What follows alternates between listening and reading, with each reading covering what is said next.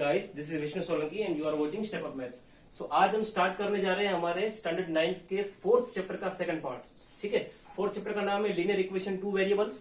So first part में हमने क्या पढ़ा था यहाँ पे, फर्स्ट पार्ट में अलग अलग लीनियर इक्वेशंस बनते कैसे हैं, उसके स्टैंडर्ड फॉर्म क्या होते हैं, two variable linear equation two variable के स्टैंडर्ड फॉर्म क्या होते हैं वो पढ़े थे, और उसके हम अलग अलग सॉल्यूशंस कैसे निकालते हैं वो पढ़े थे। सो नाउ ये वाले पार्ट में हम पूरे के पूरे एक्सरसाइज 4.2 के सारे एग्जांपल सोल्व करेंगे। ईच एंड एवरी वेराइटीज के एग्जांपल इसमें है, वो सब कवर हो जाएंगे। और ये जो इसके सॉल्यूशन निकालने के बाद उसको ग्राफ में किस तरह से प्लॉट करें वो आज थोड़ा देखेंगे। सबसे पहले तो हमारे पास एक इक्वेशन है। फर्स्ट क्वेश्चन में क्या है, draw a graph of each of the following linear equation. कोई भी लीनियर इक्वेशन का अगर आपको ग्राफ बनाना है तो किस तरह से बनाओगे। सबसे पहले इसका सॉल्यूशन निकालना पड़ेगा। सॉल्यूशन निकालने के लिए आपको पता है, मैं x की कोई भी एक वैल्यू सपोज करूंगा।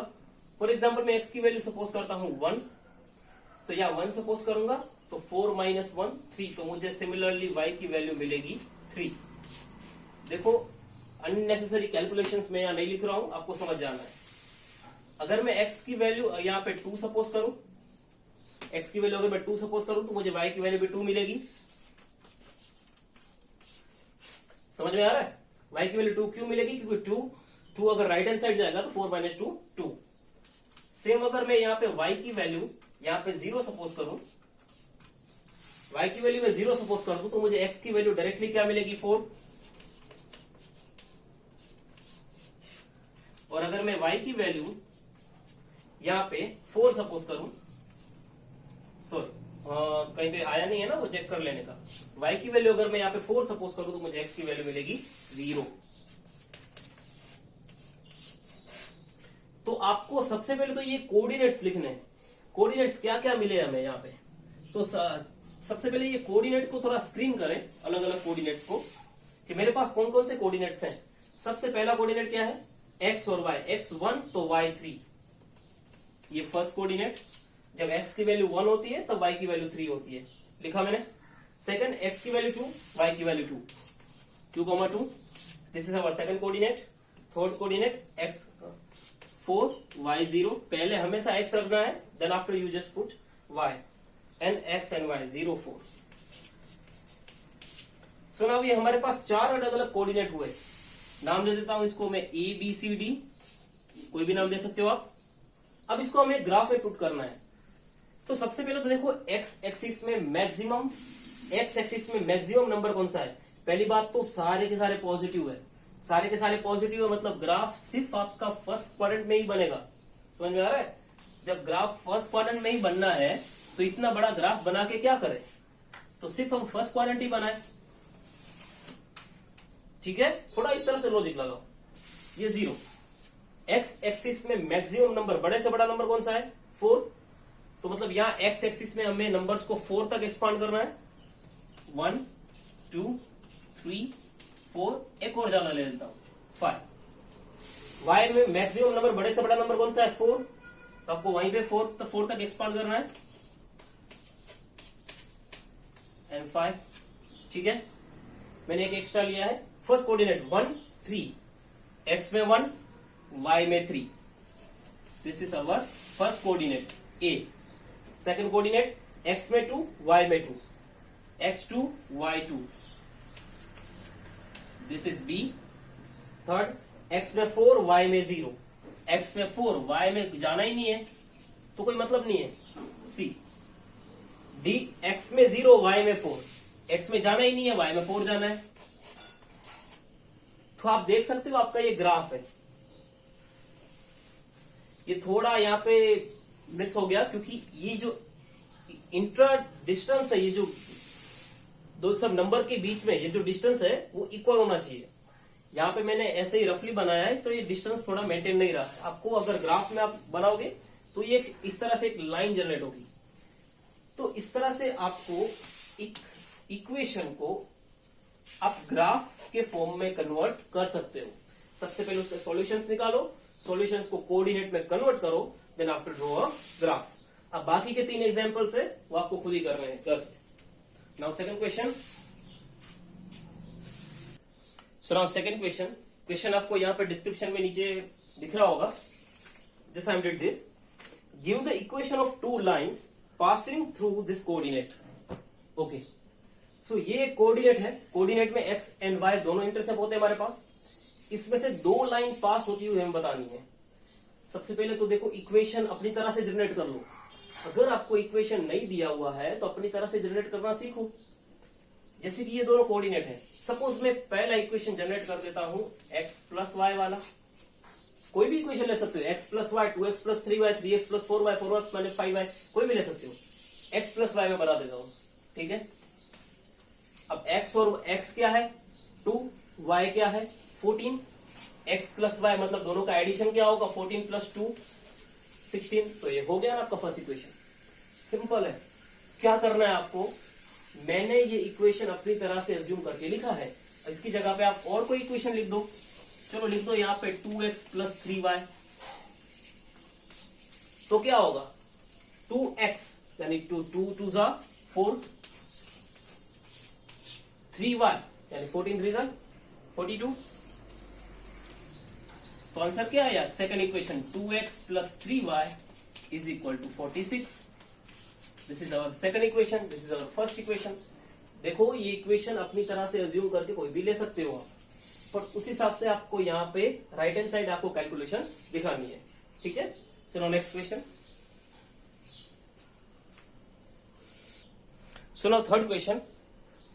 थर्ड क्वेश्चन में क्या है, एक्चुअली एक इक्वेशन दिया हुआ है 3y is equal to ax plus 7 और ये कोऑर्डिनेट दिए हुए हैं।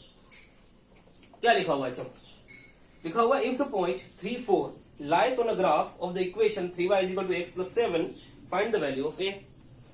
अब सिंपल सी बात है, ये कोऑर्डिनेट अगर इसके ऊपर लाई करता है इसका मतलब ये है कि ये y की जगह पे आपको y की वैल्यू रखनी है। y की वैल्यू यहाँ पे क्या है 4, x की वैल्यू है 3, दोनों को सिंपल यहाँ पे पुट करना है। तो a की अननोन वैल्यू है वो है a, जो आपको मिल जाएगी। जैसे कि यहाँ y है तो 3, y की वैल्यू है 4 is equal to a, x की वैल्यू है 3 प्लस 7। ओके, 4 3 जा 12 is equal to 3a plus 7। 7 अगर यहाँ पे लेफ्ट हैंड साइड आएगा तो माइनस हो जाएगा, तो रहेगा 5 is equal to 3a। The value of a is 5/3। ठीक है, सिंपल। Next example.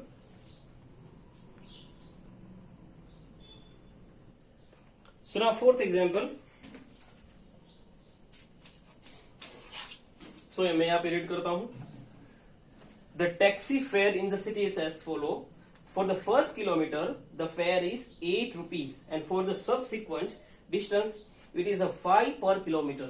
देखो क्या है, एक टैक्सी है, टैक्सी चल रही है, फर्स्ट किलोमीटर मतलब कि जो ड्राइवर है वो फर्स्ट किलोमीटर का कितना चार्ज करता है, 8 रुपीज चार्ज करता है।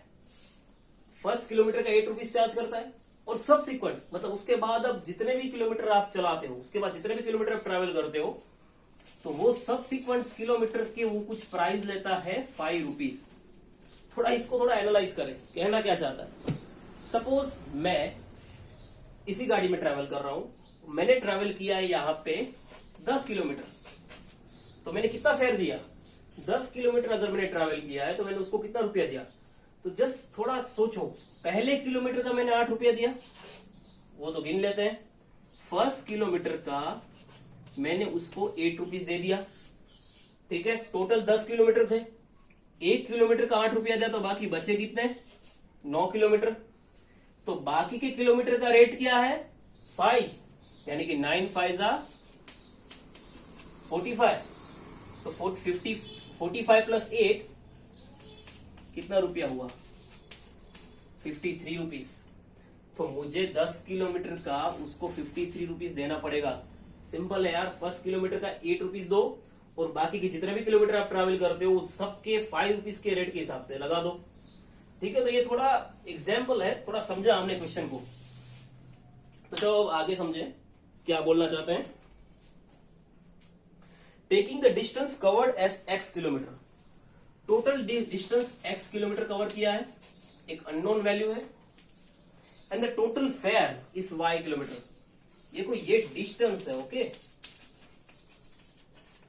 एंड फेयर यानी कि इतना चार्जेस लगता है y kilometre. Linear equation two variable बनाओ और ग्राफ बनाओ। पहली बात तो एक सिंपल सी चीज समझो, y यानी कि टोटल खर्चा, टोटल कितना रुपया देने का है उसको। फर्स्ट किलोमीटर का कितना है 8 रुपीज, तो फर्स्ट किलोमीटर का 8 रुपीज तो मैं इधर ही लिख देता हूं, फर्स्ट किलोमीटर का 8 रुपीज। तब बाकी के किलोमीटर कितने बचे, थोड़ा सा दिमाग से सोचो, टोटल x किलोमीटर कवर किए हैं, 1 किलोमीटर यूज हो गया, तो रिमेनिंग कितना हुआ x माइनस 1 ना, समझ रहे हो, टोटल किलोमीटर x है, 1 यूज कर दिया, 1 का भाव लगा दिया हमने, 1 का प्राइस लगा दिया, तो रिमेनिंग इज x माइनस 1, उसका प्राइस क्या है 5। सिंपल। ओके, अब इसको सोल्व करें। 8 1 जा 8, 5 इंटू एक्स 5x, 5 1 जा 5, 8 minus 5 3 plus 5x is equal to y। क्या मिला ये हमें एक लीनियर इक्वेशन टू वेरिएबल मिला। अब ये तो कैलकुलेशन को यहां मैं मिटा देता हूं। अब मुझे सिर्फ ये याद रखना है, y is equal to 3 plus 5x। ये इक्वेशन मैंने क्रिएट किया है and I just want to make a graph for this. मुझे इसकी रिगार्डिंग एक ग्राफ ऑर्गेनाइज करना है। चलो, ग्राफ बनाने के लिए बना लिया यहाँ पे एक छोटा सा ग्राफ। अब इसका सॉल्यूशंस निकालने पड़ेंगे, तो चलो निकालते हैं। x की वैल्यू सबसे पहले मैं अगर 0 लूं, x की वैल्यू 0 ले लूं, तो y की वैल्यू मुझे मिल जाती है 3। मिल जाती है कि नहीं? सॉल्यूशंस निकालने हैं। अब x की वैल्यू अगर मैं 1 रखूं, तो y की वैल्यू कितनी मिलती है, तो 5 1 जा 5 प्लस 3 8। ओके, नाउ अब y की वैल्यू सोचने की बात, y की वैल्यू कितना लूं? चलो मैं y की वैल्यू ले लेता हूं, यहां मुझे 5 है, तो यहां कुछ 5 क्रिएट करने के लिए 8 तो हो ही जाएगा। 13 माइनस 3 10। ओके, y की वैल्यू मैं सपोज करता हूं 13। देखो एक सिंपल सी चीज समझो यार, आपका जो यहाँ पे आंसर आना चाहिए ना, उसको डेसिमल में नहीं आना चाहिए, ना ही वो फ्रैक्शन में आना चाहिए। अगर आ जाता है तो इट्स ओके, पर नहीं आना चाहिए, क्योंकि उसको प्लॉट करने में आपको उतनी प्रॉब्लम होगी। 13 क्यों लिया? क्योंकि यहाँ मैं 13 पुट करूंगा तो 13 माइनस 3, यहाँ अगर 13 है, 13 माइनस 3 क्या होता है 10। 10 डिवाइड बाय 5, हमारे x की वैल्यू यहाँ पे आ जाएगी 2। समझ में आ रहा है? इस तरह से सोचो यार। देखो यहाँ पे मैंने 3 वैल्यू ली है, चलो और एक वैल्यू ले लेता हूं। थोड़ा और लॉजिकली सोचना है तो क्या कैसे सोचोगे? सिंपल सी चीज है यार, यहाँ 3 लगा दो, यहाँ क्या लगा दो 3, तो 5 3 जा 15, 15 प्लस 5 3 जा 15, 15 प्लस 3 क्या कितना होता है 18। तो y की वैल्यू 18 ले लो, तो वो ऑटोमेटिकली 3 आ जाएगी।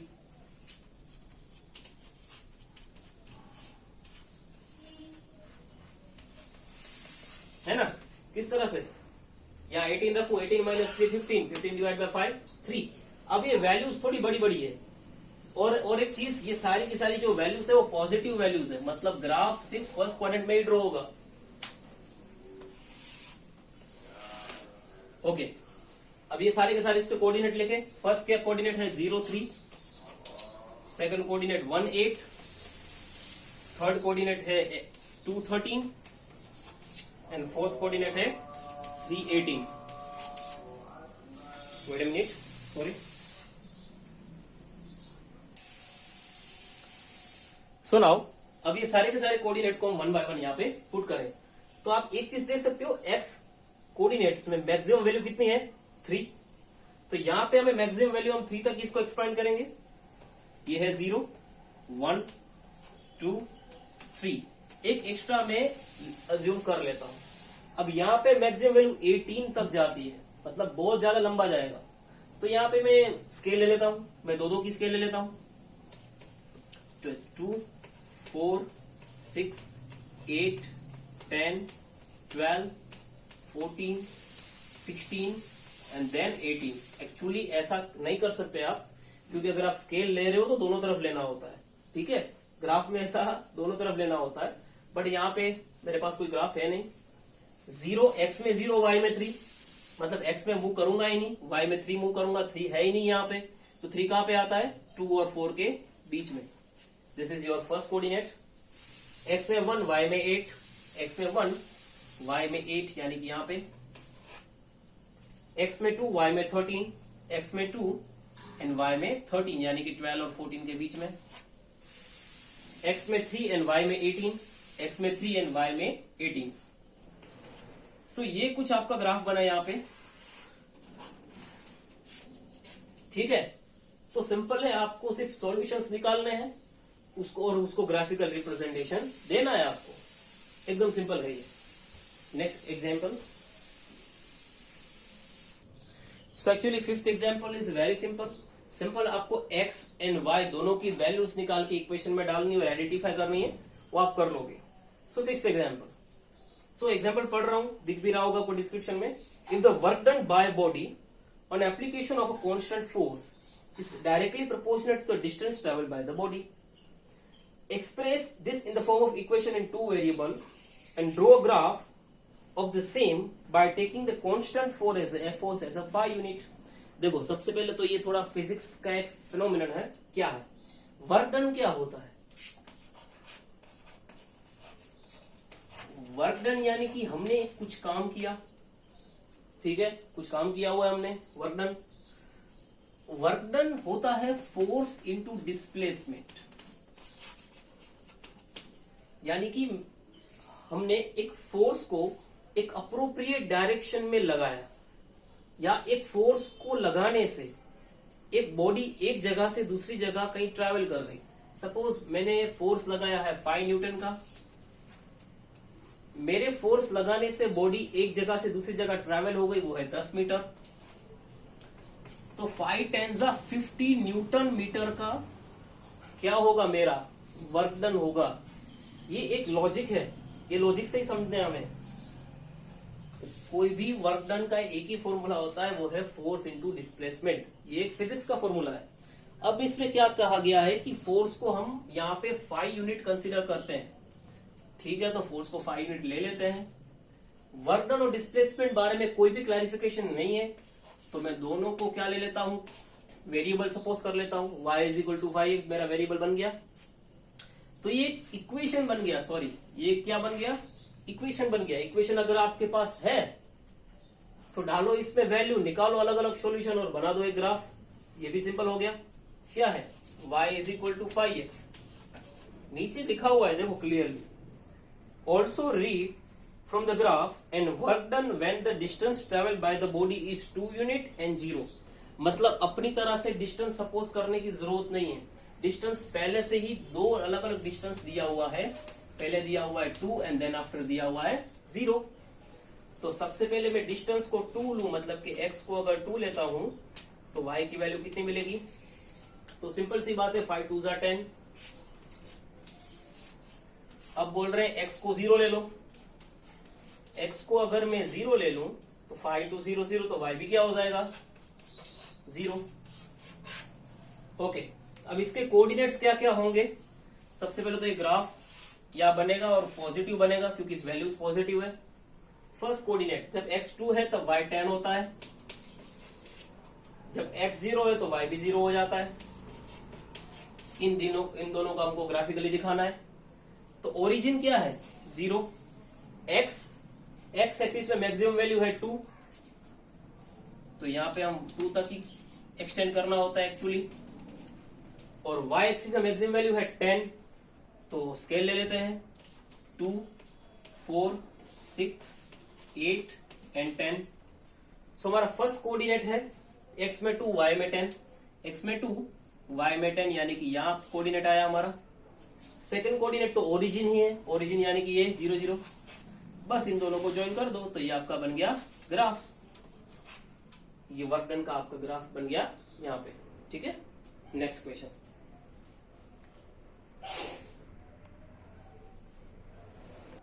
So now next question, 7th one. Question number 8.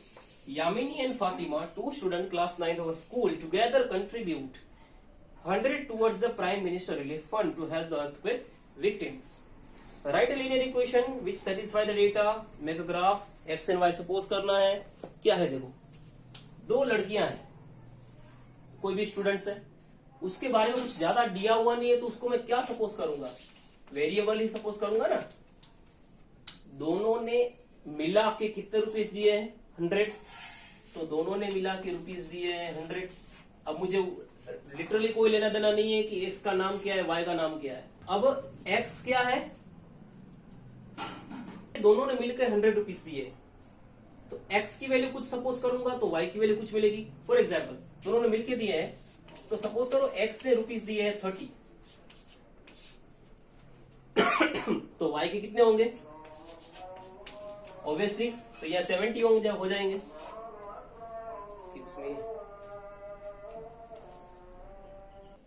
Similarly और एक वैल्यू ज्यूम करें, चलो एक्स ने रुपीस दिए हैं यहाँ पे 50, तो ऑब्वियसली वाई ने भी 50 दिए होंगे, क्योंकि दोनों का मिला के 100 होता है। चलो एक्स ने वैल्यू सपोज दिए हैं यहाँ पे रुपीस 70, तो वाई ने कितने दिए होंगे 30। तो ये इक्वेशन एकदम सिंपल है, तो वैल्यू डायरेक्टली हमें मिल जा रही है। तो इसका ग्राफ ऑब्वियसली पॉजिटिव बनेगा। कोऑर्डिनेट्स क्या लिखें, तो फर्स्ट कोऑर्डिनेट है 30 एंड 70, सेकंड कोऑर्डिनेट है 50-50 एंड थर्ड कोऑर्डिनेट है 70-30। फर्स्ट कोऑर्डिनेट से completely reverse. Okay, so now in सबको पुट करें, x में मैक्सिमम वैल्यू है 70 और y में मैक्सिमम वैल्यू है 70, तो 10-10 का स्केल ले लें, 10, 20, 30, 40, 50, 60 एंड ये 70। 10, 20, 30, 40, 50, 60 और ये 70। सो नाउ यहाँ पे हम ग्राफ ड्रॉ करें। फर्स्ट है 30-70, x में 30, y में 70। फर्स्ट 50-50, y में 50, x में 50। और थर्ड है 70-30, x में 70, y में 30। तो ये आपका बन गया ग्राफ, सिंपल। यही कोऑर्डिनेट को आपको ऐसे इस तरह से पुट करने होते हैं। So now the last example, so now 8th example, last example. So ये एग्जांपल का थोड़ा ओवरव्यू आपको दे देता हूं। यूएस और इंडिया की बात की हुई है। देखो यहाँ पे हम मोस्टली टेम्परेचर मेजर करते हैं सेंटीग्रेड में। जैसे कि अभी समर चल रहा है तो टेम्परेचर अराउंड मुंद्रा का हमारा है 36, तो 36 डिग्री सेंटीग्रेड है। और वो लोग जो मेजर करते हैं टेम्परेचर, वो फ़ारेनहाइट में मेजर करते हैं। अब ये फ़ारेनहाइट भी ही एक यूनिट है टेम्परेचर का, ये भी एक यूनिट है। जैसे केल्विन यूनिट है, टेम्परेचर की यूनिट केल्विन है, फ़ारेनहाइट है, सेंटीग्रेड है। तो फ़ारेनहाइट को सेंटीग्रेड में कन्वर्ट करने के लिए या सेंटीग्रेड को फ़ारेनहाइट में कन्वर्ट करने के लिए ये एक स्टैंडर्ड फॉर्मूला दिया हुआ है। अगर मैं सेंटीग्रेड की यहाँ पे मैं 10 डिग्री वैल्यू डाल दूं तो फ़ारेनहाइट क्या मिलेगा, डायरेक्टली मिल जाएगा। इसको सोल्व करो, ठीक है ना। तो ये इक्वेशन स्टैंडर्ड दिया हुआ है। अब डिफरेंट केस दिए हुए हैं अलग। फर्स्ट केस में क्या फाइंड करना है, draw graph of the linear equation above using Celsius for x axis and Fahrenheit for y axis. Simple एक ग्राफ ड्रॉ करना है जिसमें यहां पे सेंटीग्रेड को रखना है और यहां पे रखना है फ़ारेनहाइट को। ग्राफ ड्रॉ करने के लिए हमारे पास क्या होने चाहिए, सॉल्यूशंस होने चाहिए, कोऑर्डिनेट्स होने चाहिए। कोऑर्डिनेट्स निकाल लेते इसमें से हम। क्या निकालोगे, सी की अलग अलग वैल्यू सपोज करके।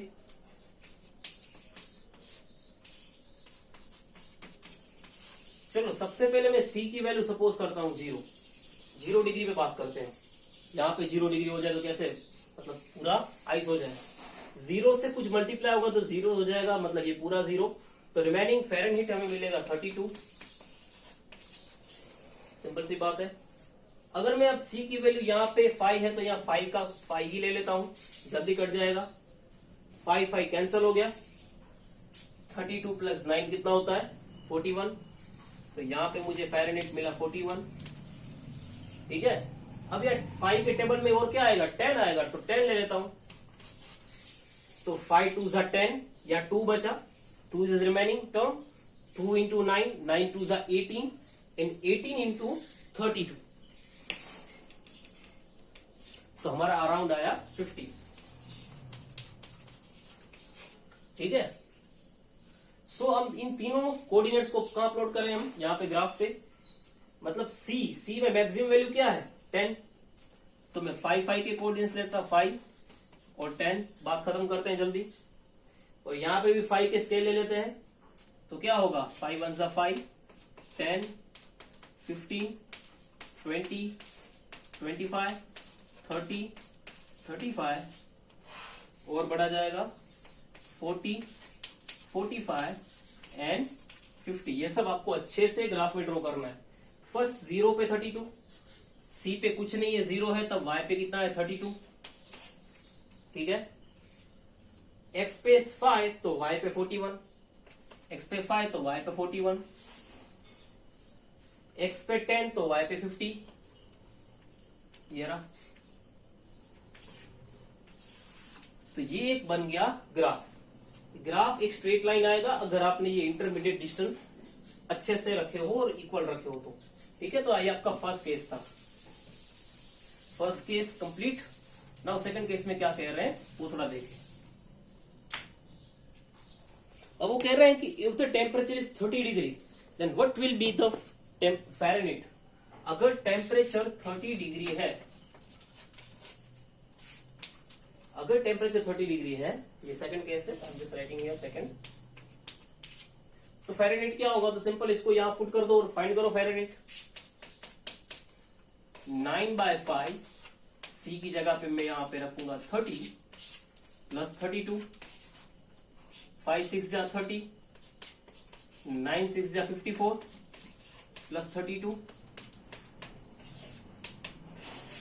86 फ़ारेनहीट आया हमें, समझ में आया। तो अगर टेम्परेचर 30 डिग्री है जो हमारे मॉर्निंग में होता है, तब कुछ 86 डिग्री फ़ारेनहीट टेम्परेचर फ़ारेनहीट के यूनिट में आएगा। सुनो थर्ड केस क्या बोल रहे हैं। If the temperature is 95 Fahrenheit, तो सेंटीग्रेड कितना हुआ, फ़ारेनहीट दिया हुआ है, देखो फ़ारेनहीट कितना दिया हुआ है 95, टेम्परेचर 95 फ़ारेनहीट दिया हुआ है, तो सिंपल सी बात है 95 को रख दो फ़ारेनहीट की जगह पे, is equal to 9/5 C plus 32, है ना। अब 32 लेफ्ट हैंड साइड आएगा तो माइनस हो जाएगा, 5 - 2 3, 9 - 3 6, ये माइनस हो गया यहाँ पे आगे, 5 यहां जाएगा तो मल्टीप्लाई हो जाएगा, 9 डिवाइड में चला जाएगा, ओके।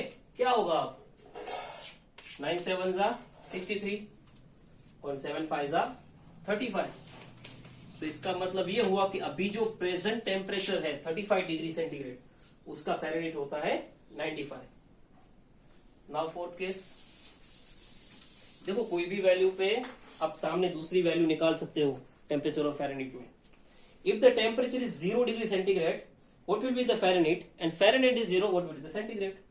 देखो दो अलग अलग केस है फोर्थ में। अगर सेंटीग्रेड 0 ले लूं तो फ़ारेनहीट कितना होगा, अगर फ़ारेनहीट 0 ले लूं तो सेंटीग्रेड कितना होगा। या पहले तो सेंटीग्रेड अगर मैं 0 लूं तो ये 0 हो जाना है, तो एफ तो डायरेक्टली 32 हो गया, ठीक है। अब यहां पे फ़ारेनहीट अगर 0 है मतलब यहां 0 रखना पड़ेगा,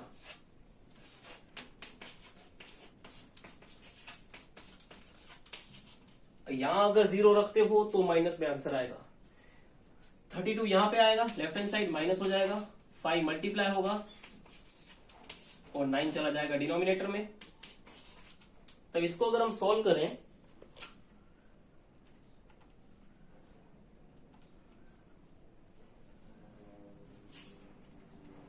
तो 32 इंटू 5 डिवाइड बाय 9, तो कुछ आता है 17.78 माइनस।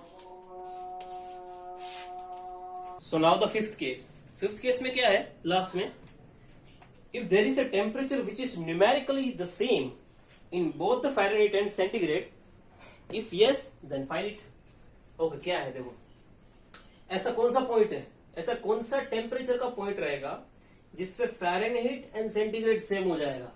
हमने देखा यार कि अगर 36 डिग्री यहाँ पे टेम्परेचर है, 35 डिग्री यहाँ पे टेम्परेचर है, तो कुछ फ़ारेनहीट 95 डिग्री फ़ारेनहीट होता है ना। सेम नहीं है दोनों, सेम कब हो सकता है तो कुछ सपोज करते हैं, मतलब इन ये दोनों सेम होना जरूरी है, सेम होना जरूरी है, मतलब यहाँ कुछ सपोज करना पड़ेगा और जो सपोज करोगे वो सेम ही होना चाहिए। चलो सपोज करते हैं x, तो मैं अगर फ़ारेनहीट को मैं x लेता हूं तो मुझे सेंटीग्रेड को भी x लेना पड़ेगा, क्योंकि दोनों को करना तो सेम है ना। ओके, सो यहां पे है अब x, ये जो पूरा का पूरा टर्म है वो लेफ्ट हैंड साइड अगर आ जाए तो क्या होगा, 9x minus 9x upon 5 minus हो जाएगा, होगा कि नहीं। ओके, 5 यहां से मल्टीप्लाई हो जाए तो 5x हो जाएगा, 5 into x 5x, 5x minus 9x क्या होता है, माइनस 4x। एलसीएम लिया है, क्या है देखो, 5 into x 5x, 5x minus 9x minus 4x। Okay, क्या होता है, 8 होता है कि नहीं, और ये 5 डायरेक्टली 8 से मल्टीप्लाई हो जाएगा, तो x की वैल्यू मिलेगी 40। पर देखो यहाँ पे माइनस है, जो उस तरफ राइट हैंड साइड चला जाएगा तो हो जाएगा प्लस, सॉरी माइनस। तो जब फ़ारेनहीट या सेंटीग्रेड दोनों की वैल्यू अगर -40 होती है, -40 जीरो से कम, तब ये दोनों क्या होते हैं, सेम होते हैं। सो अल्टीमेटली यहाँ पे आपका चैप्टर होता है 4 complete. Third and fourth chapter एकदम इजी था। सो यहाँ पे एग्जाम्पल सीरीज भी पूरी होती है, और फिफ्थ चैप्टर की जब एग्जाम्पल सीरीज आएगी तब आपको मैं पहले से इन्फॉर्म कर दूंगा। सो बने रहिए, thank you and have a good day.